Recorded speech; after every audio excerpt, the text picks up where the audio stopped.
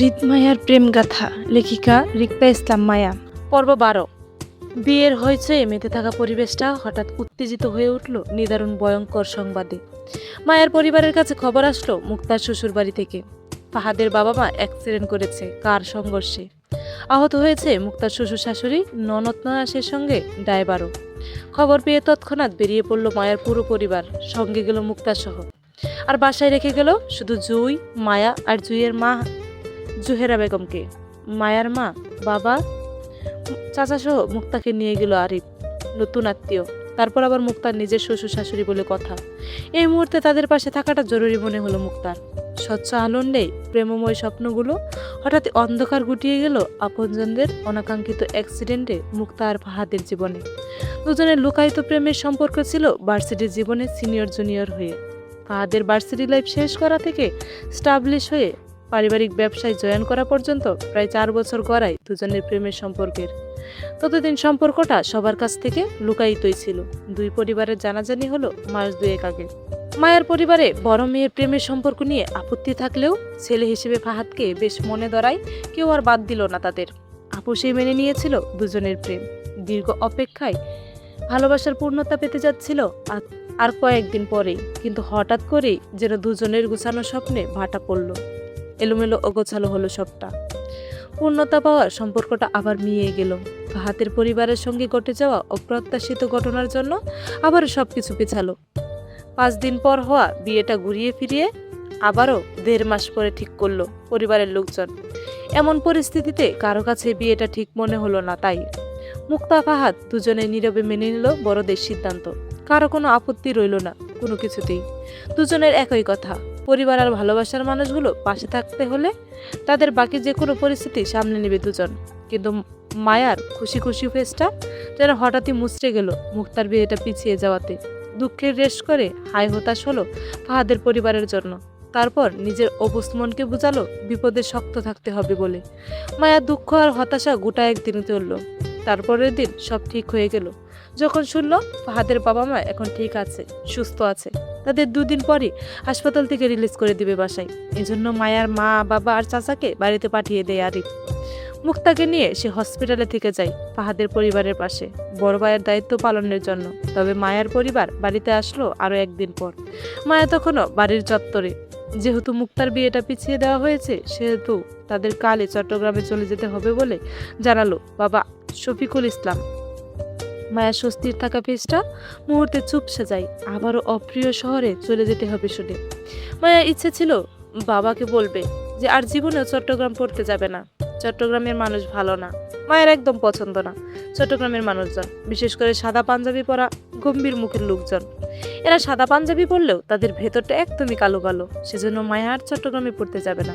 মায়াকে পড়তে হলে নিজ এলাকায় আশুগঞ্জে কোথাও পড়বে, নয়তো লেখাপড়া করবে না। এছাড়া মায়া এত পড়াশোনা করেই বা কি করবে? জীবনে একটা সরকারি চাকরি তো পাবেই না, উল্টো জীবনে এত বছর পড়াশোনা করে লসে যাবে। এর থেকে ভালো মায়া হারিয়ে যাওয়া জামাইকে খুঁজে ওকে বিয়ে দিয়ে দিক। মায়া কি না করবে নাকি? এমনিই তো রাজি হয়ে যেত। শুধু শুধু টেনে টেনে মায়াকে এত পড়াশোনা করানোর কি দরকার? তাছাড়া মায়া চট্টগ্রামে পড়তে যাবে না বলে ঘোর অনশন করার ইচ্ছে ছিল পরিবারের বিরুদ্ধে, কিন্তু তা আর হলো কই। পরিবারের বর্তমান পরিস্থিতি দেখেই চুপ করে গেল। এই দুঃখের সময়ে মায়া আর নতুন করে ঝামেলা বাড়াতে চাইল না, বরং চুপ করে গেল। এমনি মুক্তার বিয়ের জন্য টেনশনের মধ্যে আছে সবাই। মায়া আর টেনশন দিতে চায়নি বলেই আপোষে রাজি হয়ে গেল চট্টগ্রাম চলে যাবে বলে। কিন্তু যাওয়ার আগে মায়া এবার নিজের অজানা স্বামীর খোঁজ করতে চায় বলেই পরের দিন নিজের বান্ধবী সুমিদের বাড়ি যাওয়ার নাম করে আবারও 5 বান্ধবী একত্রে বাড়ি জমালো নরসিংদী সুমনের বাড়ি হাফেজ সাহেবের খোঁজ করতে। কিন্তু সেই যাত্রা গিয়েও কেউ হাফেজ সাহেবের দেখা পেল না। তবে সুমন ছিল বাসায়। আবারও সুমনের সাথে দেখা হলো সবার। মায়াদের বাসায় বসতে দিল। সেখানে জুই সুমনের কাছে জানতে চাইলো হাফেজ সাহেবের নাম্বার বন্ধ কেন, তিনি কোথায় আছেন। সুমন বিনীত সহিত জানালো বাবা হাফেজ সাহেব ফোন চুরি হয়ে যাওয়ার বিষয়টি। সবটা শুনে হতাশায় বুক ভারী হলো মায়ার। ভাগ্য মায়ার সহায় নয়। আজ পর্যন্ত যতবার মায়া নিজের অজানা স্বামীকে খোঁজ করতে গিয়েছে ঠিক ততবারই খালি হাতে ফিরেছে, শূন্য হয়ে। আজ অজানা স্বামী অবধি পৌঁছাবার কোনো রাস্তা খুঁজে পাচ্ছে না মায়া। আর কিভাবে স্বামীর খোঁজ করবে তাও বুঝতে পারছে না। শেষ আশা ছিল হাফেজ সাহেব, কিন্তু ওনার সাথেও যোগাযোগ বন্ধ করা হয়েছে। আবারও যেন নতুন করে অন্ধকার ছেয়ে গেল মায়ার আশা জোরে।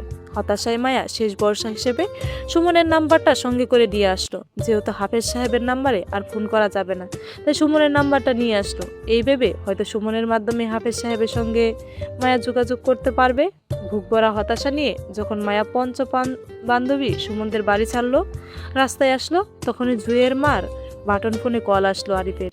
জুঁই ব্যাগ থেকে ফোন বের করতেই ছোট্ট স্ক্রিনে চোখে পড়লো আরিফের নাম্বারটি। হালকা ঘাবড়ে যাওয়ার মতন জুঁই তৎক্ষণাৎ চোখ ঘুরালো মায়ার দিকে।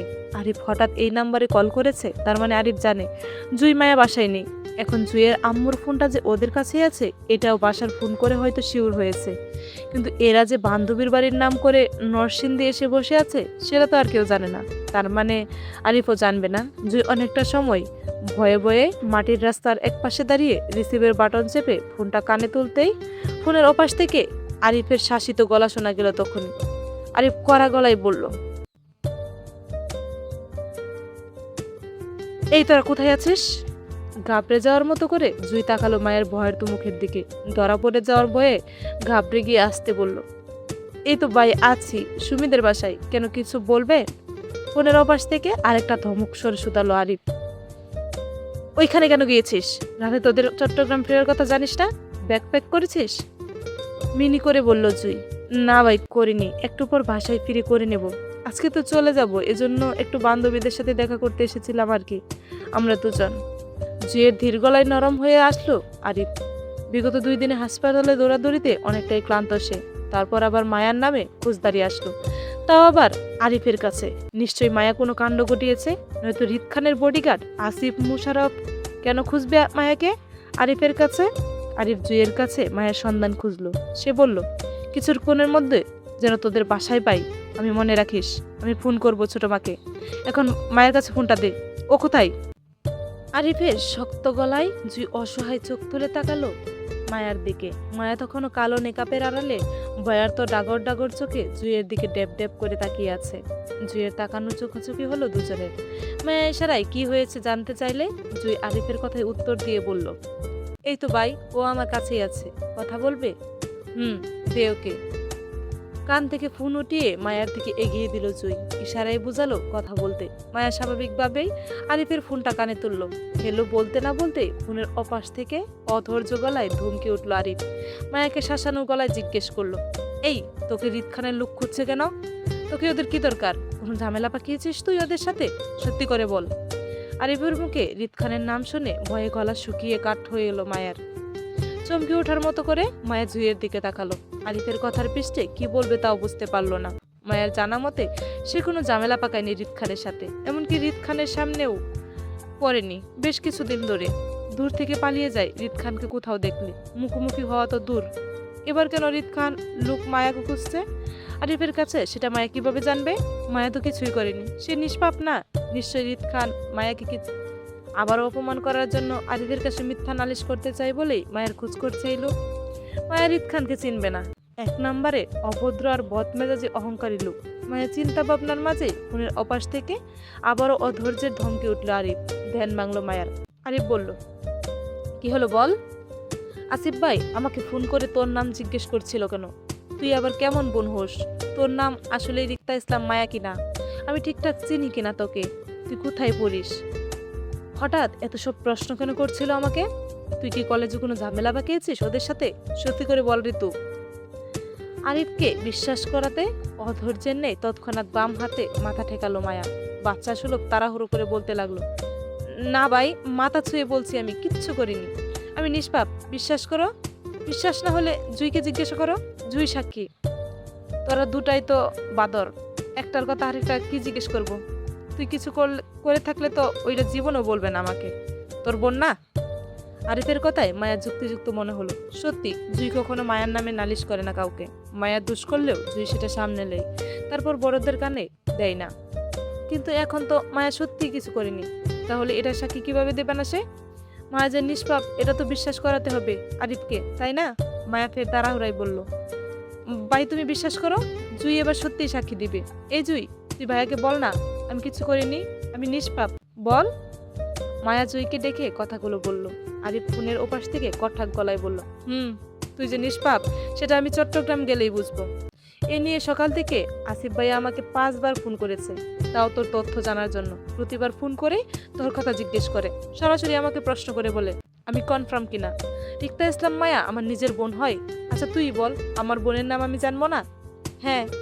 এছাড়া রিত খানের লোক আসিফ ভাই, তার সাথে একটু কথা বলার জন্য আমার মতন সাধারণ মানুষ অনেকটা অপেক্ষা করতে হয়। সেই আসিফ ভাই সকাল থেকে আমাকে বারবার ফোন করে তোর কথা জিজ্ঞেস করছে।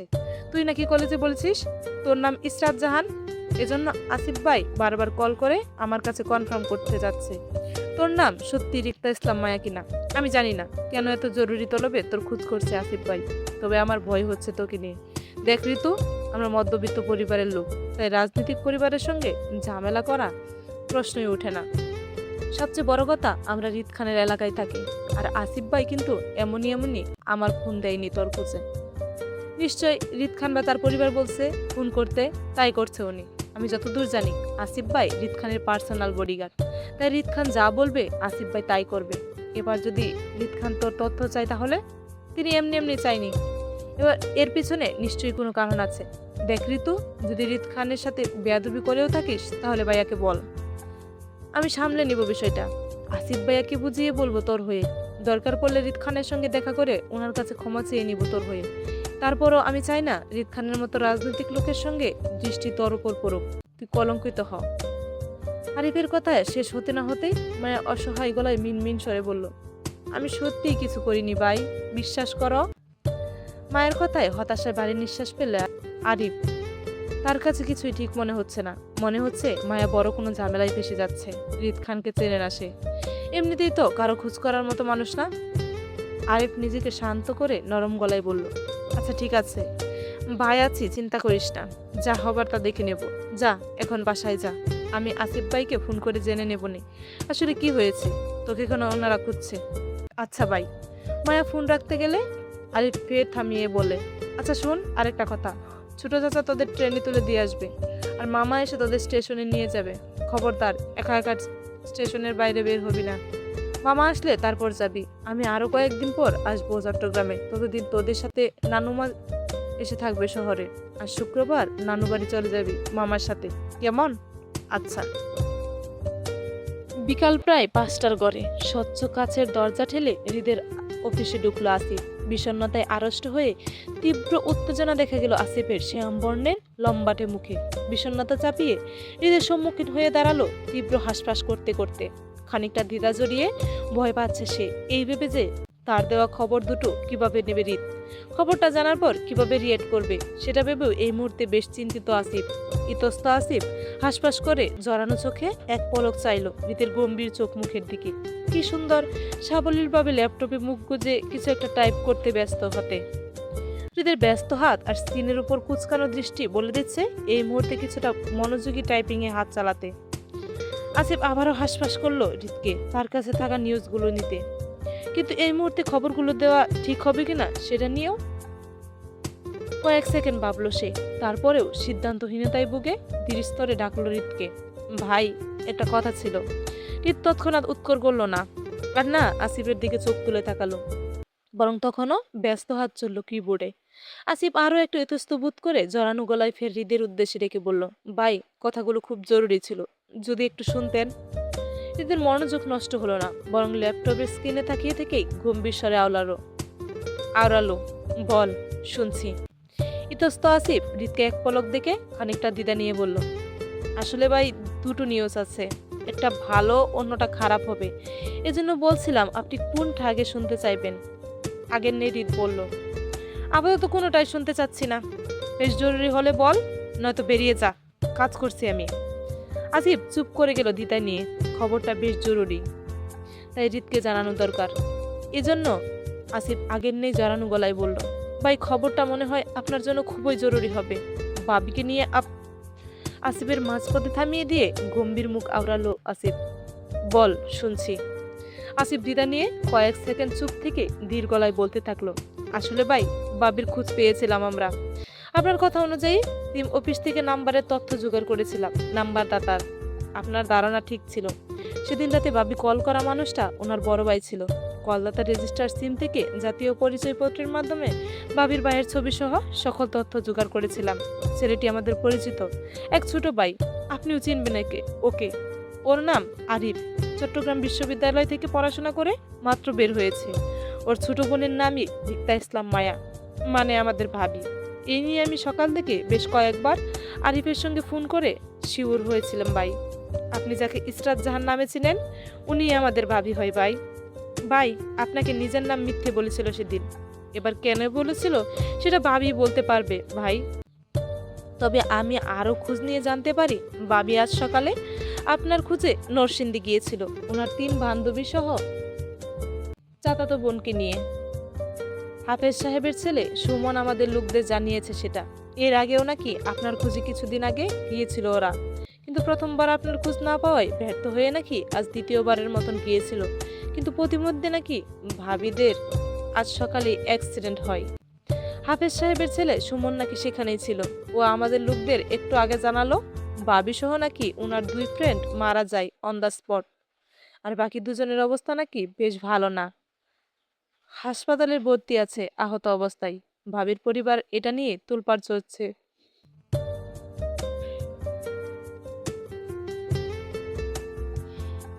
আমি আরিফকে একটু আগে ফোন করেছিলাম, ফোন ধরেননি, হয়তো ফোন তোলার পরিস্থিতি নেই। আমাদের ছেলেরা কিছুক্ষণ আগে খবরটা দিল আমায়, এজন্য আমি আপনাকে বলতে। আসিফ বলতে বলতে থেমে যায় হৃদের নিশ্চুপ ভঙ্গি দেখে। হৃদ চোখ মুখে আগের মতো গম্ভীর নেই, তবে বেশ শিথিল দেখালো তার চেহারা। হৃদের মুখ দেখে ভেতরকার অবস্থাটা বুঝলো না আসিফ, কারণ হৃদের নিশ্চুপ দৃষ্টি তখনও ল্যাপটপের স্ক্রিনের দিকে এক দৃষ্টিতে তাকিয়ে। তবে হৃদের কিবোর্ডে ব্যস্ত হাত দুটো থেমে গেছে টাইপিং করা থেকে। আসিফ সেদিকে পূর্ণ দৃষ্টিতে তাকাতেই বুঝলো হৃদের হাত দুটো শুধু থেমে নেই, ভূমিকম্পন নেই, তরতর করে কম্পনরত হচ্ছে সেগুলো। আসিফ পূর্ণ দৃষ্টির মধ্যেই হৃদের সেই হাতের কম্পন আরো দৃঢ় হলো ক্রমাগত।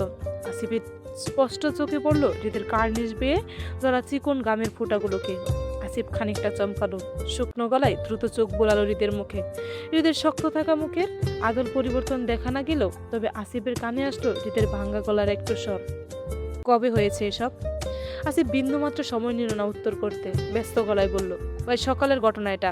ভাবিকে ওনাদের পারিবারিক কবরস্থানে কবর দেওয়া হয়েছে বলে কথা চলছে, কিন্তু কিন্তু পুলিশ কেস হওয়ায় লাশ এখনো দাফন করা হয়নি, তদন্ত চলছে। ভাই আপনি কি যাবেন ভাবিকে শেষ দেখা দেখতে? আসিফ বলতে বলতে আবারও থেমে যায় হৃদের নিশ্চল অবস্থা দেখে, কারণ ততক্ষণে হৃদ ল্যাপটপের কিবোর্ডের উপর কপাল ঠেকিয়ে গা ছেড়ে নিস্তব্ধ হয়ে যায় প্রশ্ন করা থেকে। আসিফ দরফরিয়ে দ্রুত পায়ে এগিয়ে আসতো হৃদের দিকে, আতঙ্কিত হাতে ভাই ভাই করে ডাকতে থাকলো হৃদকে। আসিফ উত্তেজিত ভঙ্গিতে হৃদের কাজ চেপে ধরতেই বুঝলো হৃদের বেগতিক শরীর তীব্র কম্পন হওয়ার বিষয়টি। হতভম্ব আসিফ তখন বাকরুদ্ধ হয়ে গেল হৃদের সারা শক্ত পাচ্ছে না বলে। আতঙ্কিত মুখে শুকনো ডুব গিলতে গিলতে চাইলো হৃদের দিকে। নিশ্চিল হৃদকে দেখে আসিফ তখনও ঠাহর করতে পারছে না আসলে হয়েছে কি। হৃদ কি বেহুশ হয়ে গেল নাকি অতিরিক্ত টেনশনে হার্ট অ্যাটাক করলো? কোনটা? চলবে, বেড়া হার্ট অ্যাটাক করছে।